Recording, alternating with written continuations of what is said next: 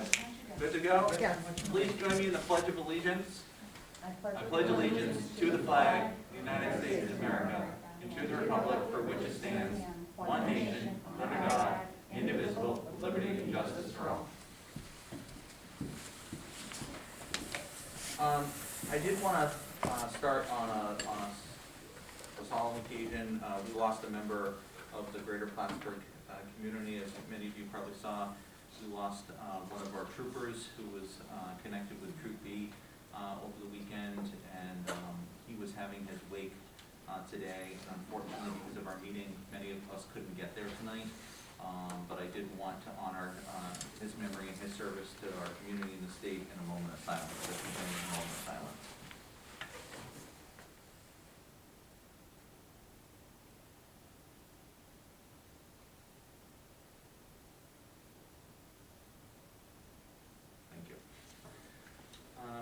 We're going to call this meeting to order officially at 6 o'clock. Can I get a roll call, please? Michael Cashman. Present. Thomas Wood. Here. Barbara Hebert. Here.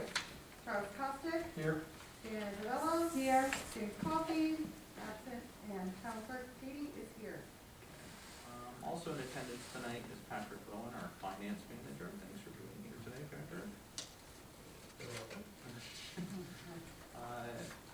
Is there anybody here seeking to provide public comment this evening?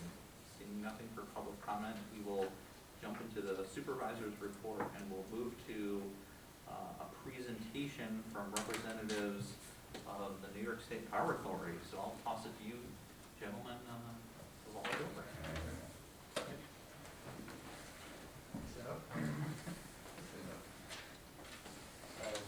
Good evening, everybody, Supervisor and Council members. Thank you for allowing us to come present on the Night of the Street Lighting Program.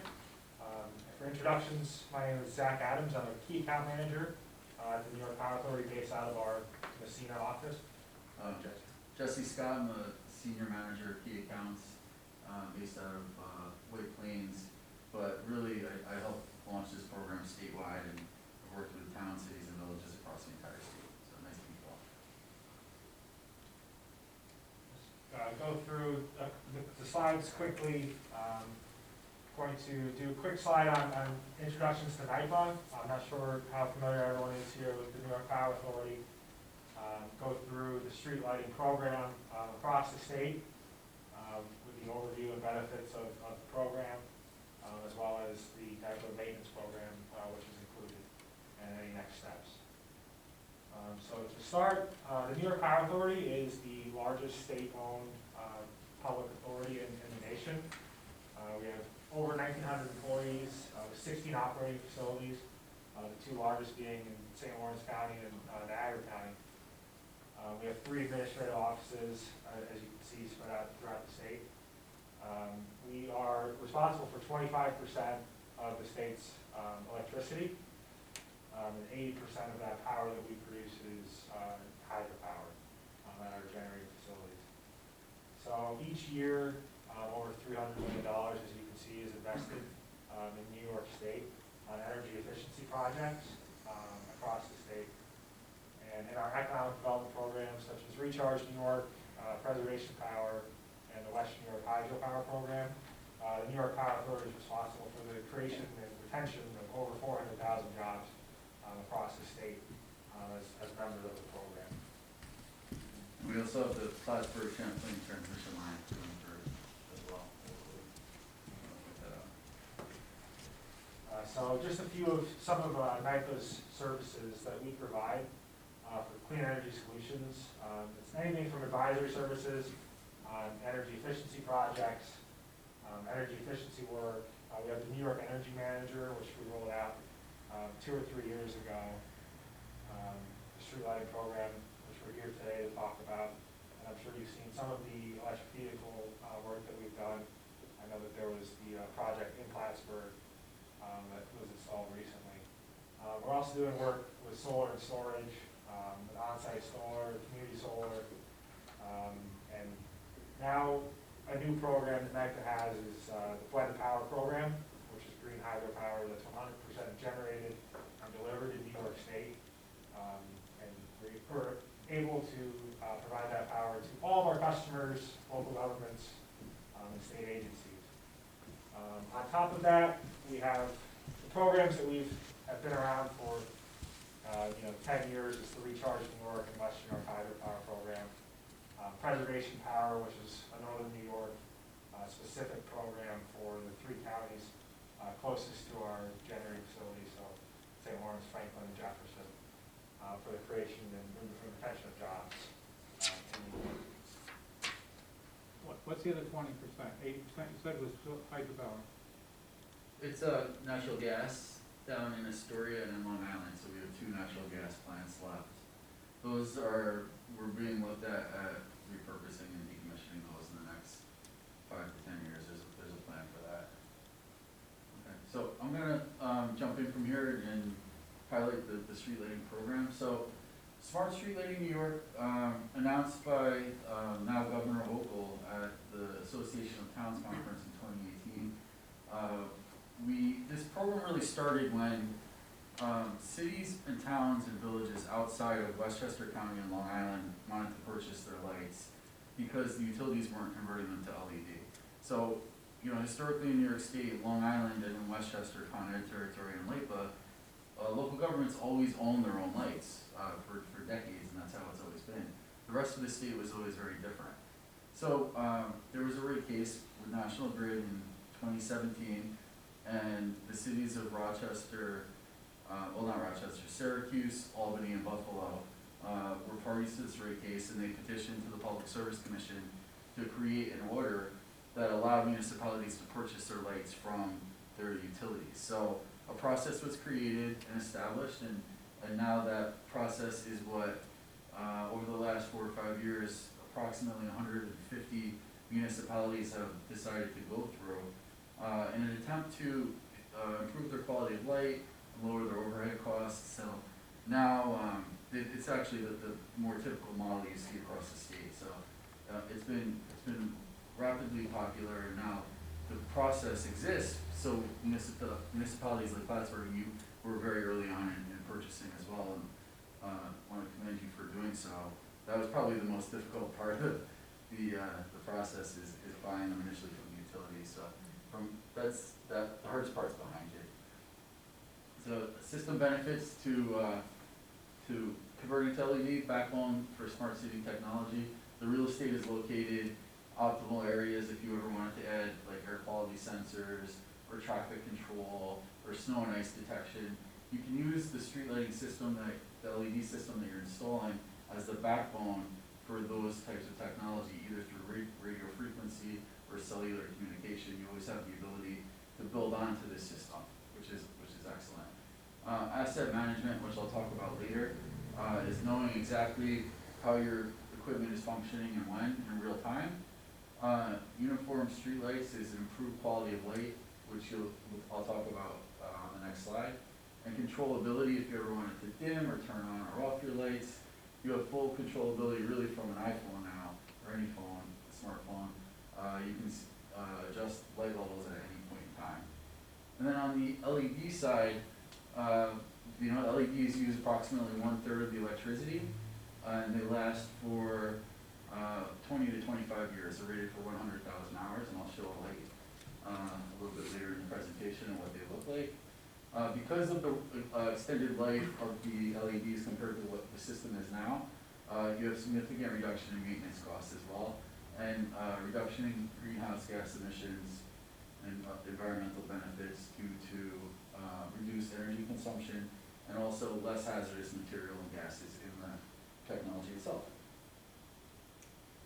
So this is a rendering we like to show. This is Mount Vernon, New York, and this shows that the light is really doing what it's supposed to be doing and illuminating the roadway and not people's front yards into their windows. This is very directional light, and it's optimizing the lumens to be directed in the place where it should be, which is on the street and not backwards onto the sidewalks or onto people's yards. If you wanted to illuminate sidewalks in certain areas, there are beam angles that allow you to do that.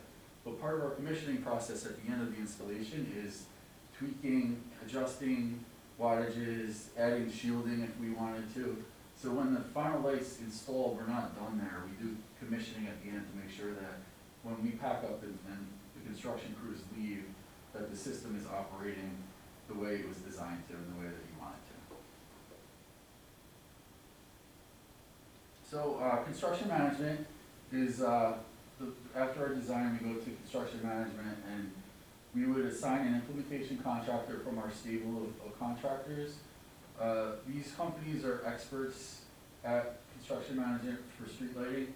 We will schedule and plot out the process and the street by street, neighborhood by neighborhood, by working closely with the town. So we would, you know, if there was areas you wanted done first or were a priority, or if there are areas where lights are already failing and you wanted to replace them first, we would work with you on that. Create that timeline and schedule, but we provide oversight.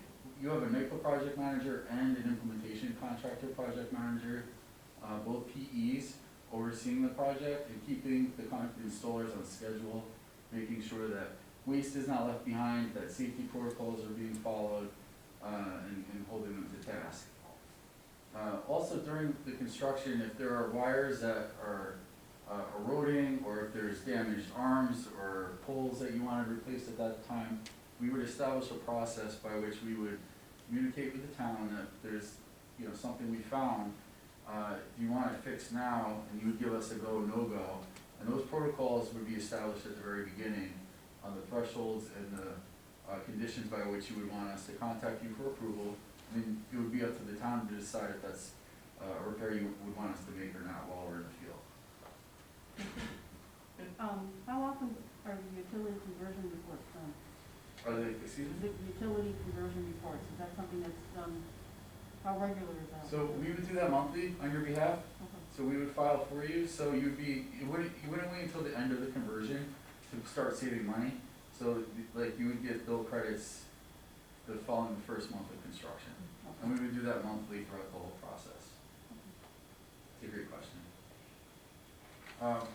Labor warranty is 1 year, material warranty is 10 years.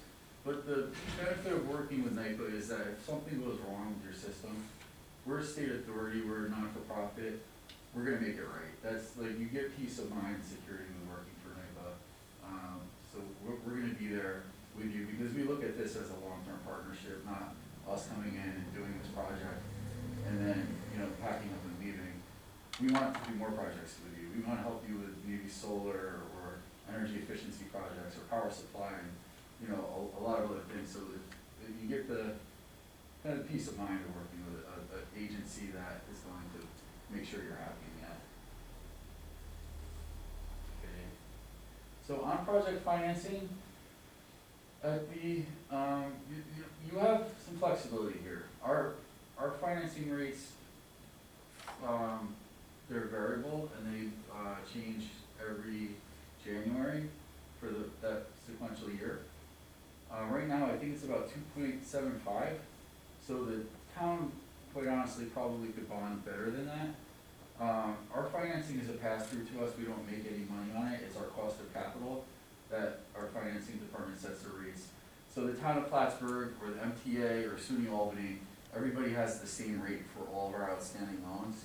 It's not based on creditworthiness or the size of the project or the payback of the project. It's one rate for everyone currently. So it's up to you. We are able to offer financing to the town. The town's in very good financial standing, so that's something we would offer you if you were interested in it. We could make milestone payments throughout the project for materials, design costs, the labor, and then issue you an invoice at the completion of the project, or you have the ability to submit milestone payments. That's completely up to the town. We would just, you know, when the project kicks off, and throughout the project, we'll share our rates with you at that time, and you have the choice. Very flexible there. Okay, so for the ongoing maintenance of the street lighting conversion, I brought with me Signify Phillips City Touch Note, and I'll pass it around. These are the basis of design for most of the projects that we do. The City of Albany has 10,000 of them, Rochester has 15,000 of them, Syracuse has 17,000 of them. I'd say 90% of the projects we do, the customers elect to complement the fixture with that asset control node. That happens to be a cellular version. We also have a radio frequency RF mesh network node as well, that you could potentially use if there were areas of the town that had spotty cell service. We recommend going with the radio frequency mesh network. This control node connects to an asset control system called City Touch or Interact City, and that provides real-time diagnostics and conditions for each light point throughout the whole system. And will also provide email notifications to designated a list of people you want on that distribution list for notifications when a light goes out. We have a 24/7 monitoring system. During normal business hours, our hotline goes to a NIPA employee who reports to me. His name is James Farrick, and he would answer the phone and address your needs. In the situation where it would be like off hours, the calls are forwarded to our 24-hour contractor on call. Currently, it's DJ Electric in this area. This is the firm, and they're one of the largest electrical contractors in the Northeast. We have, so this service was created in response to really a gap in the market and a need from our customers to help them with the procurement. It's a bolt-on to our program. It's something that most of our customers also do. We have right now, I think about 50 customers enrolled, including the city of Albany. So we are proactively making repairs on systems. Although the repairs for like the light failing are rather infrequent. Usually it's a fuse will go out due to a surge in the distribution network, or a traffic accident or a weather-related incident. Those are the more frequent types of repairs that we make. And I'll get into the different service types that we classify them as. So the town is doing this right now on their own. The routine maintenance is unlimited repairs if a light goes out, if a node fails, or if you have to if the utility relocates a pole. So every year, about 5 to 7% of your poles the wooden poles are replaced that your arms are on. So anytime the utility comes in and replaces that pole, we would come and move the arm from the old pole to the new pole. That's part of routine maintenance. And we have a 10-day response time typically for that. Usually it's the same week we'll make those repairs. If there was like a certain situation where you needed a quicker response time, we could accommodate that. But in the service level agreement with us, it would be a 10-day repair time for a light out. And the way you're doing it now, I'm sure you're fielding calls from residents, or they're maybe even still calling the utility. They don't know that the town owns the lights. Now with this new proactive response time and maintenance service, these lights are repaired before you even know that they go out. And we would send you a monthly report telling you what repairs were made. For our non-routine category, this is a unit price repair program where like this is more if a pole gets knocked down, or like a tree falls on a pole, something like more rare or unique. Typically these repairs are recovered by the insurance company for the driver. If somebody hits a pole, like they're probably not driving away from that incident. So that's so there's a line item pricing. We would send you that agreement if you wanted us to make non-routine repairs. But if that happened, in the case where there was maybe a pole laying in the street, we would have a 4-hour response time. We would be on site within 4 hours, and we would make that area safe. Then from 30 days from the area being safe, we would acquire the proper replacement materials, like the exact pole or arm that would be matched to the existing system, and then replace that way. Also, if you had a new development and you wanted lights added, or you wanted new decorative lights in a certain part of the town, that can all be done under the non-routine maintenance program, and you can just call us. We would issue you a quote. You would approve the work order for the quote, and we would dispatch our crews. The contract is an open contract with us that you can use anytime for as little or as much as you'd like. So you'd always have us there, and we can do a lot of different things with that contract, especially decorators, which are nice, or developments are very frequent. But the peace of mind here is that we will be on site within 4 hours to make the location safe. If we had our own inventory of product, would you be willing to use that? Yeah, Yeah. absolutely. We're doing the same thing with the city of Albany right now. So they are housing the material. Typical program is we provide a full turnkey, but if you had materials you wanted to use, we would absolutely use those. Deduct the cost of that material from the unit price, and then it would be like a labor-only type of agreement. This is again a summary slide of the process. So you own the light goes out. We identify that a light goes out. We dispatch a contractor, light's repaired, and then your customer experience and your residents are happy. Your customers are your residents, and reduced calls probably saves you some angst and aggravation as well, which is nice. So on the project construction costs, and I should tell you how we came up with these costs. We have a direct contract with Phillips Signify for materials, and we get some of the best material pricing in the country. So these project costs are based on existing contracts that we have for materials and labor. And there's a summary report sheet in the folders we left with each of you that breaks down this in a little bit more granularity. But the project cost based on actual contract pricing that we already have. So this is the fixture, it's a road focus. We'll leave this with you, and we have a few more in the car if you'd like to keep them. The new ones, there's actually a brand new generation, which is called the Nano, which is probably 2/3 of the size of this one. It's a little bit less expensive now, so with the new contract, this price could potentially even go down a little bit. The new versions use less materials. So with our material, and then also the labor was bid, aggregated programmatically as well. So this is all-in construction costs is about $954,000. That includes 10% contingency in case you decide you want to add lights or change something. So it's really like worst case scenario. There's an allowance for wiring. God forbid we get out there and we find out a lot of the wires are in really bad shape. I don't even have a squirrel problem or a bird problem. So this is fully loaded. We've never had to go back to a town board and ask them to approve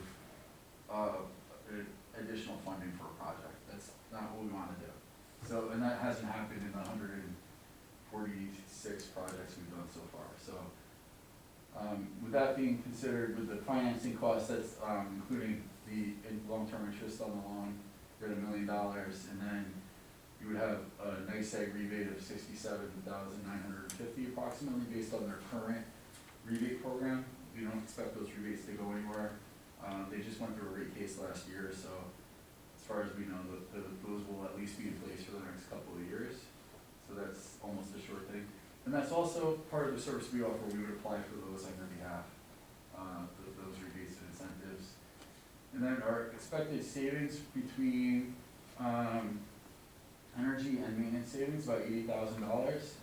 So your simple payback is about 12.76 years. That is again fully loaded with contingencies and allowances. It's most likely going to come back around 10 or maybe 11 years, which is, in government terms, the projects we evaluate as a real winner for a project. These lights have a 20-year life, 25-year life, you know, and if you dim them down a little bit, maybe even a 30-year life. So it's a fantastic energy savings and money saving project. So this is a very high-level proposed timeline of the potential project. We would ask that the board execute 2 documents for us. One is an authorization to proceed. It's a letter agreement. And then the second is a master cost recovery agreement with NYPA. That's our umbrella terms and conditions agreement. We sent the town over a draft. It's about a 50-page contract. Council is reviewing it right now. What's that? Our town attorney is reviewing it. Okay. Yeah, so usually the way it works with municipalities is the board will approve in theory to allow the town attorney to negotiate the terms of the contract, not approving the actual terms as they are today. So both would be required to start the project. And if there are any proposed edits or modifications, we're open to negotiations on that. And then we would schedule the kickoff meeting, where we would bring in any stakeholders, public, or from the public or from the town, or law enforcement, public works, whomever you'd like to be involved in that. We would talk about the process, the steps, what goes into the design. The design will take about 3 months. That's where we come out, you'll see us driving around at night, we'll identify ourselves, we'll coordinate with the town, but we're taking light level meter readings and measuring light levels to what is called RP standards, and that is the roadway standard for design lighting, to make sure that the roads are properly illuminated. And that looks at spacing, beam angles, how far forward and backwards versus to right to left. The lights are designed to be at the mounting height that the light is at. And that would be done in deep collaboration with the town. And then we would deliver to you a design package that includes the bid documents, our insurance, our license, any bonding information, the project schedule. It's a comprehensive project document, and that's probably going to be a few hundred pages. That would be delivered to you. Once you sign that document, you're locked into construction. What you're approving right now, theoretically, is the whole project, but if something happened, the town does have off-ramps between now and construction. If there's a trade embargo with China and somehow our distributors walk away, really don't see that happening because we have inventory in stock, and a lot of this is even made in Mexico and Texas. But, you know, worst case scenario, something significantly unforeseen happens, you do have the ability at different milestones to cancel the project if you do wish. So really what you're committing to is the entire project right now, the board meeting, but at the same time, you have the ability to, you know, have input, and we would check in at design 30, design 60, design 90, and then before we order materials, we would make sure everybody's on the same page, and then proceed with ordering materials. When we look at construction, we would love to do construction before the winter really sets in. We have more hours, daylight hours, and the cold really kind of affects us. So it's been a slow couple of months, the last few months for us on the install side. Also, we hit a couple of storms late in the fall where a lot of our linesmen were dispatched down to Louisiana. We don't see that happening in the fall. So we're looking at about a 4-month construction cycle. You know, once they're going, usually we'll have 2 to 4 two-man crews. Somebody like a flagger will stay in the truck or directing traffic and making the area safe, and then you have one man or woman up in the bucket truck doing the installation. So about a 4-month construction cycle, hopefully right before the end of the year is when we would hope to wrap up construction. Is that when you usually do it in the North Country? Yeah. We do it based on the approval cycle, really. We can work through the winter. It's just, you know, like sometimes you hit delays and, you know, with snowfall and like sub-zero temperatures, it's really hard to work outside up on a bucket truck. So, and the daylight itself, you know, we have more hours in the fall before. So I wonder if you could, I mean, that's kind of a tough construction schedule, It's tight. starting then. Well, they move quick. An average crew can do 20 to 30 fixtures a day. So if you're really only looking at, if you have 4 crews, maybe a month and a half, 2 months, and then commissioning, they move very quick. It's piecework for them. And we would actually, I forgot to mention, the installers would be pulled out of local union halls. So while the contractor themselves might not be based in this area, Clinton County, the union halls would be tapped into for the people to perform this work. So you would have local people working on this project as well. Yeah, they move pretty quick, as long as there's not a. Are they the ones that make the repairs too? It would be probably a different contractor that does the initial conversion versus the one who makes the ongoing repair. It's just based on bid results. When we bid the maintenance out programmatically across the state, we got a 10% discount compared to the company that does a lot of our conversions. So it's really based on the bid results, but most likely different companies. However, the project team on our end is the same. So it'll be, you know, us familiar with the project, managing the conversion through the maintenance service. So there is continuity there. Okay, I will pause here for questions. If you'd like, if we can, What kind of lighting, soft lighting? so that's part of the design. We have, right now, the color temperatures available from 2,700 to 5,000. The 4,000 and 3,000 are the most common. Really now it's more 3,000 K. When we started this program, the 4,000 was the only thing really available that wasn't blue. Now there's a really nice 3,000 Kelvin, and I have samples I can leave with the town, and maybe could have somebody install a few of them, and we'll have more shipped here as well. But it's a nice warm light. Most residents won't even notice that there was a significant change or that the lights were converted. And they're just as efficient now as the 4,000 K lights, which is great. The technology has really evolved rapidly in the last 5 years as far as quality of light, where early adopters of LED technology like New York City installed these 8 or 9 years ago. The lights are failing and there's like kind of a harsh blue look. None of that has happened with any of our projects. It's really remarkable, the technology, how it's evolved so much. But you also have the choice. You can do 4,000 K, which is a nice clear light that helps you see a little bit better in the commercial areas, or like, you know, more traffic congested areas. And you can do 3,000 K in residential areas. That's what we did in Mount Vernon and White Plains. So that's a nice alternative. What gets a little complicated, what we've run into though, is like when you have different color temperatures in different neighborhoods, either due to maybe crime or something like that, you don't want to, you have to be careful about labeling certain neighborhoods in certain ways based on the color lights that they have. So you want equity in the decision, and politically it might be a little bit easier to explain if you have one approach that's consistent across the whole town. But, what's the, pollution, for the light pollution in the sky? Is So it just focus light and it's only on that, or is it also light up the sky? these are all dark sky compliant lights, and we make sure that all the lights that we use that our Cobra heads are. Unfortunately, the decorators and post tops are not dark sky compliant. They don't make them. They just don't exist. But these are very directional, as you can see in the picture that we had up before. Yes, absolutely. This minimizes the amount of light pollution going outwards, and that allows you to use less wattage and lumens and keeps the light much more directional than, you know, because the design of the existing lights that you have now is more like a globe with a cutoff. So that spills the light out different ways. The diodes go downward and outward, so very directional light. So our service term is for 2 years, right?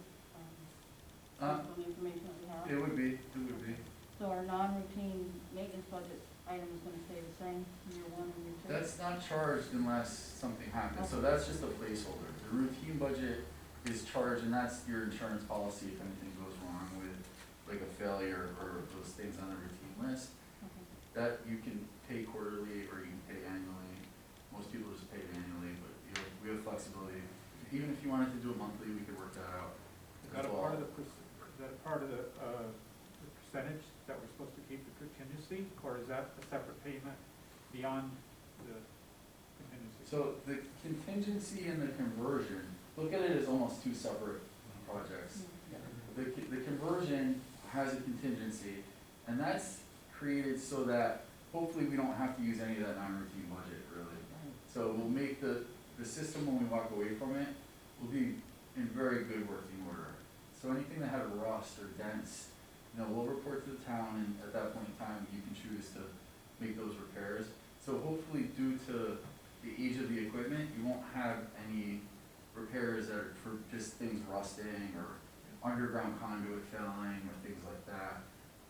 So that contingency, again, is not charged unless the town decides to use it for the project, and is deducted from the total project cost when we don't use it, or whatever is used is added, and that's reconciled. And then the non-routine budget, that we use a calculator based on assumptions for the number of arms that you have, and that's just a placeholder. You can make that as little or as large as you want, the non-routine budget. That's just so we have an established contract with the town. If you wanted to draw down from that and use us to do repairs, we would have the PO set up in order to be able to make those repairs. Okay, appreciate it. I wanted to touch upon just a couple things, and I also want to recognize Nancy. Thank you for being here and helping to onboard these folks to us.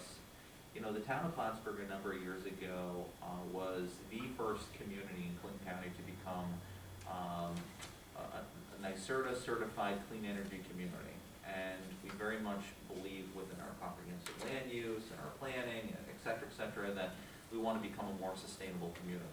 Our smart growth plan has elements of that in our town center. This project to me really kind of focuses upon three key elements. One is sustainability. The other is efficiency, and the third is safety. So I just want to touch upon this a little bit and have you echo or address any, and also Chuck, because he's been doing a lot of work on this. The sustainability factor has us continuing to walk the walk of our clean energy and the expectations that communities and our residents and our taxpayers have for ourselves. And there's some cost savings to that as well. So, you know, there's two greens, right? There's green for the community, and there's green, you know, in saving, which I think is a win.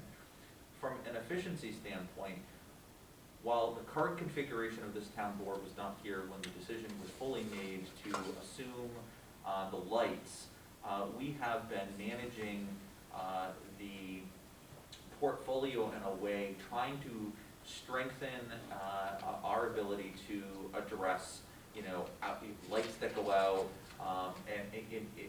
What I really appreciated was an example of things like when there's the pole conversions. You know, people didn't, I don't think that was really given a lot of consideration when we took on, you know, this portfolio. Not to finger wag, but just kind of facts versus feelings. So we've been looking for the efficiencies of how to manage this. And our building and grounds department is just that. It's building and grounds with a smattering of lighting. So that leads into the efficiency portion of it, and lastly, the safety part of it. What I really, really appreciate this is it's safety for our workers as much as anything else, and it's safety for our community to have people that are truly, this is their wheelhouse and what they do only on a daily basis. And the category of safety is, I think the directional lighting of the LED lights moving forward in this region will also benefit too, because before we kind of sign off on that final completion, going through and really making sure the directional lights are casting in the most appropriate location, I think will benefit the town from corner to corner. So I see it as a win-win-win across the board, and I just want to thank Chuck in particular, Nancy, and you folks for, you know, for leaning in on this, as well as Trevor for his efforts. But Chuck, do you have anything that you want to? I know you've been doing some good work on this. No, I would just echo Michael. I think it's long overdue. I think it's the right direction to go. Tom, I think just to address what you were looking at in with Patrick right here, what I envision is the routine maintenance, the non-routine are just going to be budget items in a lighting district when the 2023 budget comes out, correct? Yeah, Basically, as long as it's finished this year. So. yeah, it's finished, so it's gonna be in 2023, Tom, so that, it's gonna be a budget item, much like we have today with the buildings and grounds folks that are assigned where there's a percentage, et cetera. That's gonna go away. These items are gonna be slid in there. You're not gonna see the material cost budgets, et cetera. This is just gonna take the place of that in the budget. You know, obviously along with, you know, with the bond payment, et cetera, it's gonna have to come out of the lighting district budget. But I think it's long overdue. I think it's the right thing for the community. And, you know, and I would echo Michael, especially from the safety aspect. I think we're gonna get, you know, a better product for the community and a much safer environment for our team members.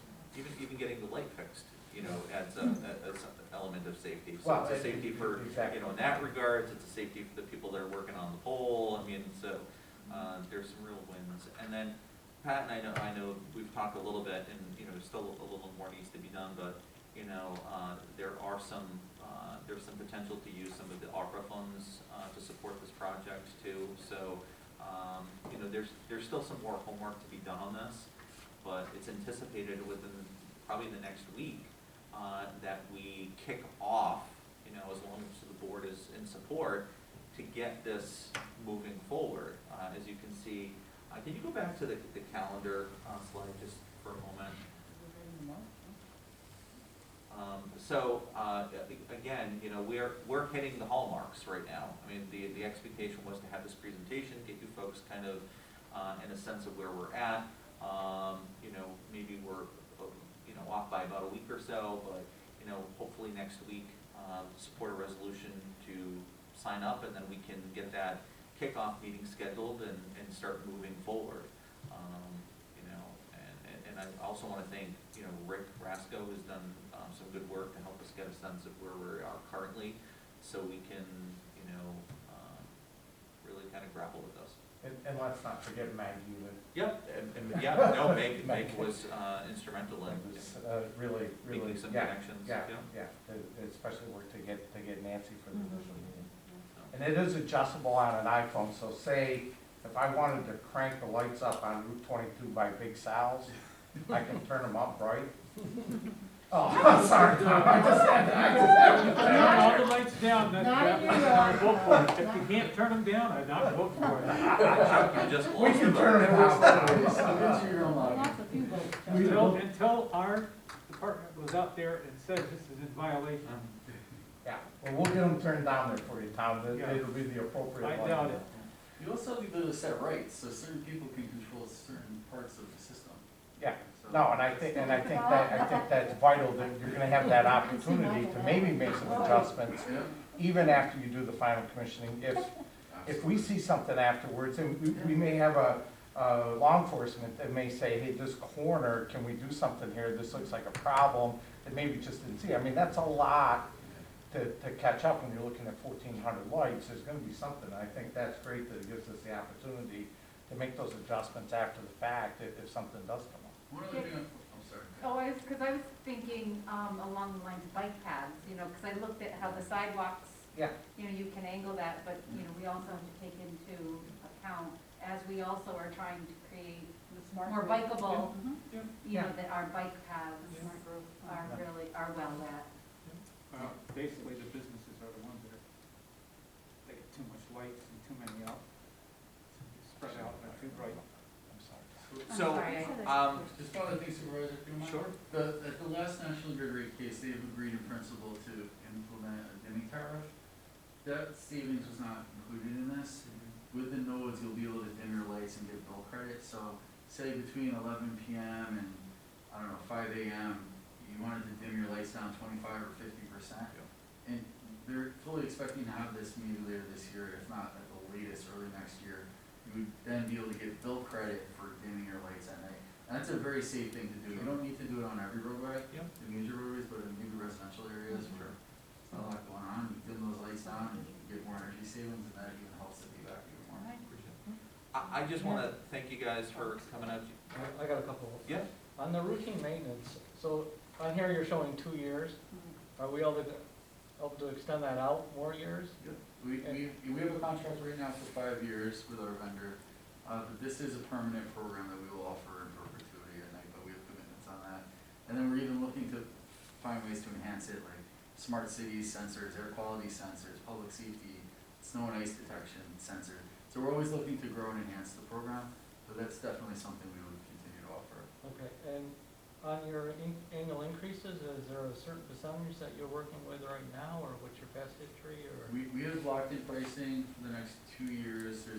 In 2025, there's a 3% escalator. Okay. Which is, That's what and that's negotiated actually by the unions. Yeah, go ahead. Well, I just wondered, and this is really a question for the town, but, you know, for the past 5 years, the town has been doing maintenance on the streetlights, right? And I know it hasn't been the smoothest all the time, at least as far as trying What are to. you saying, Nancy? Well, it's just what I heard, as not just the maintenance, but more trying to have the people doing the maintenance also, you know, convert them to LED. But does the town want to continue with maintenance, or you want to get out of it? Like, that's your hope? The objective is, right now, as we've talked with them directly, is likely getting out of direct ongoing maintenance. There'll be a portion of it that some of our lights maybe in the parks, et cetera, and stuff like that, so there'll be a portion of it. but the large day-to-day stuff we would not be directly handling. And that's what you would like? Yes. Yeah, okay. Yeah, away from the street, like anything that's gonna expose them high voltage, any of those type of areas that, you know, it would probably just be strictly, you know, lighting in parks, et cetera, maybe some of the, Or in the evening, if a light gets hit because of a car, you know, like a traffic, you know, some. They can some- go out. Until Right. we get there. Yeah. Okay. So, thank you very much, If folks. if you continue, you've got 2 years guaranteed maintenance, what happens after that? I mean, you're still in business, I assume, and you're gonna take care of it for as long as we need. Yeah, we're going to extend we want to stay competitive with the market, so we'll rebid it and make sure we have the most competitive pricing. The last time we did this in 2019, we had about 12 qualified bidders and we awarded the lowest qualified price. So we will rebid. I'm sure our contractor would be happy just to extend, but we want to make sure that we're getting the most competitive price for our customers, so we will certainly rebid it. And we are a utility as well, so we always have the option to use our own linesmen to do the work, if we needed to. But we are using, subcontractors at the time, there's just a bit lower cost to us to do so, and that cost savings is passed on to you. Believe it or not, it's actually cheaper to use subs than it is our own linesmen, so we would have that ability to do that if we needed to. and Tom, I would see that as a benefit, working through night, but even after the 2 years, it's an economy of scale. I mean, you know, if they had 12 qualified bidders, we probably would be fortunate to get one, maybe two. So I think it's a benefit to remain with that and move along in that direction as we go forward. So you're just doing 2 years because that's when your contract's up with your current contractor? Correct, And then- correct. Then they'll rebid it, and Yeah. it's very similar to what we do with Suez with our water tower. Mhm. Yeah. Well, this is permanent, we're not, we will always offer first year. So what other areas are you gonna handle? You're gonna provide us with more, environmentally sound water, power? All right, we're not going down the rabbit hole tonight. You asked to do another PowerPoint, we I can. was just gonna say. The next board meeting, we would bring power. All right, How thank, many dams do we have in the town? what? How many dams do we have in the town that are within 10 miles of here? Oh. Probably 3 or 4? All right, thank you very much, folks, we really appreciate it, we'll be back in contact.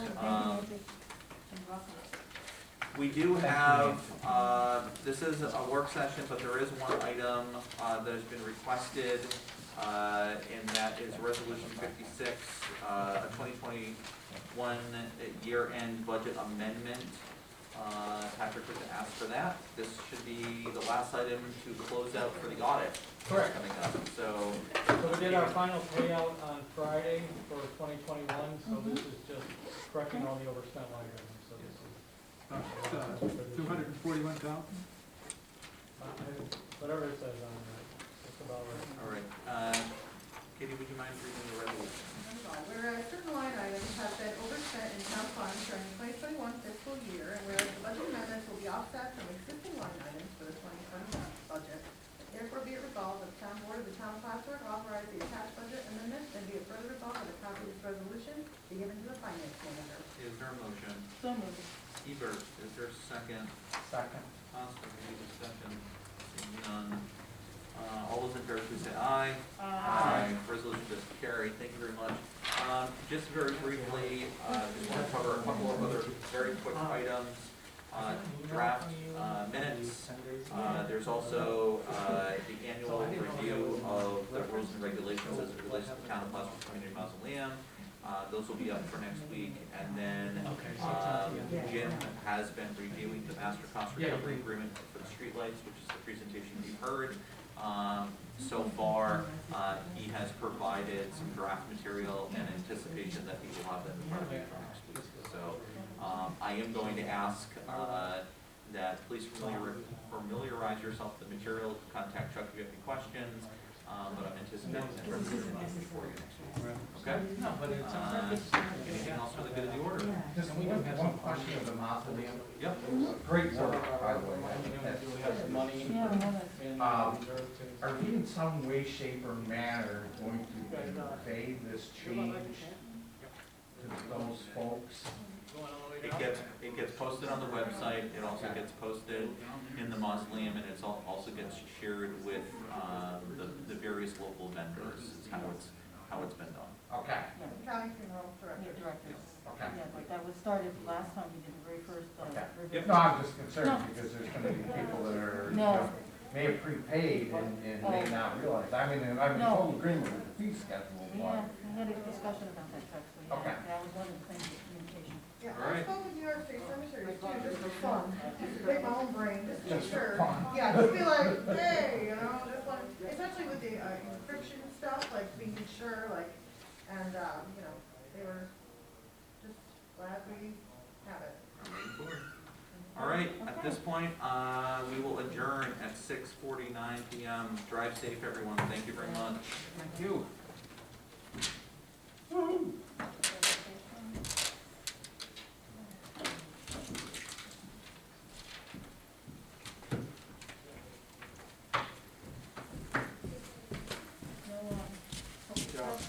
What?